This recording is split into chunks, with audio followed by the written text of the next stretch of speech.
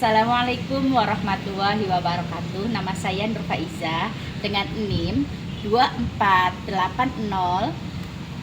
248080022. Saya akan menjawab tentang materi inovasi pembelajaran pendidikan agama Islam. Baik, saya akan menjawab kesenjangan digital dan keadilan dalam pendidikan. Apa saja yang ada di dalam kesenjangan digital dan keadilan dalam pendidikan?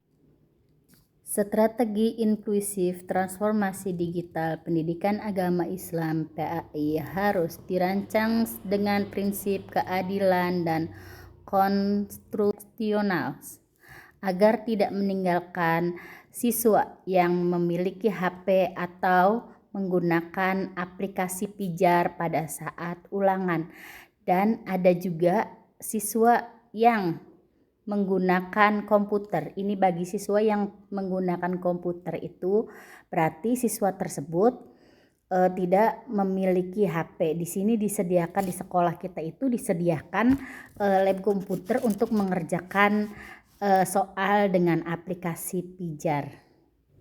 Selain itu, transformasi digital PAI yang inklusif harus berakar pada tradisi keilmuan pendidikan agama Islam. Diintegrasi tidak dimaksudkan untuk menggantikan sistem pengajaran klasik seperti dimasukkan ke dalam drive, diantaranya materi PAI, kemudian arsip pembelajaran kitab, media dakwah. Dengan demikian teknologi berfungsi sebagai sarana wasilah untuk dan nilai-nilai Islam. Kemudian pengaturan literasi digital PAI, Ustadz atau guru menjadi strategi kunci. Pelatihan digital perlu secara praktis, afektif, berfokus kepada kebutuhan pembelajaran PAI, serta disampaikan dengan pendekatan yang menghargai otoritas keilmuan mereka. Di sisi lain, dukungan kebijakan afirmasi pemerintah dan kolaborasi dengan perguruan tinggi, komunitas, serta sektor swasta diperlukan untuk memastikan kesediaan dasar dalam pendampingan berkelanjutan. Baik, selanjutnya kita akan bahas globalisasi versus lokalisasi pendidikan agama Islam digital. Apa saja yang ada di dalam globalisasi versus lokalisasi pendidikan agama Islam digital? Kita lihat sama-sama yang ada di SMP Negeri 2 Gegesik. Pengembangan konten pendidikan agama Islam digital yang relevan serta global namun tetap berpijak pada kearifan lokal Indonesia perlu dibangun melalui pendekatan integritas antara lain universal Islam dan konteks sosial budaya bangsa. Contohnya, kita mengadakan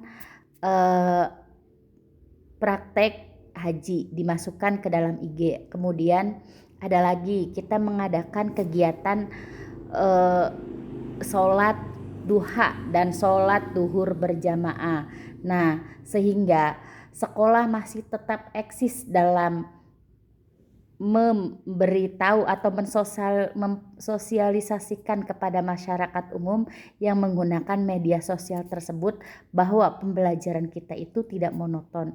Dan tentu saja di dalam konten-konten kreatif dalam pendidikan agama Islam itu diterapkan kegiatan praktek-praktek yang berkaitan dengan agama Islam. Selanjutnya kita akan bahas generasi gap dalam penerapan teknologi.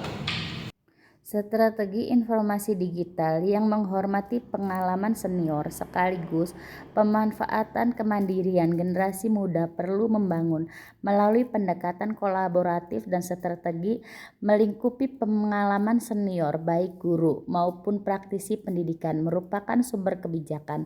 Nilai kedalaman pemahaman tidak dapat digantikan oleh teknologi.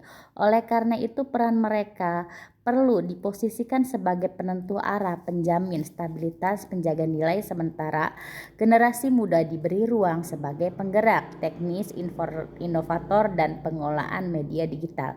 Pola ini menciptakan realisasi kemitraan bukan relasi hierarkis yang timpang. Dalam prakteknya, strategi ini dapat diwujudkan melalui model kerja tim seperti senior yang memimpin sholat berjamaah, sedangkan juniornya merekam video, sehingga tujuan pembelajaran pada sebuah sekolah itu dapat tercapai dalam sebuah konten atau mensosialisasikan kepada masyarakat bahwa kegiatan kita itu positif dalam kegiatan sekolah. Terima kasih.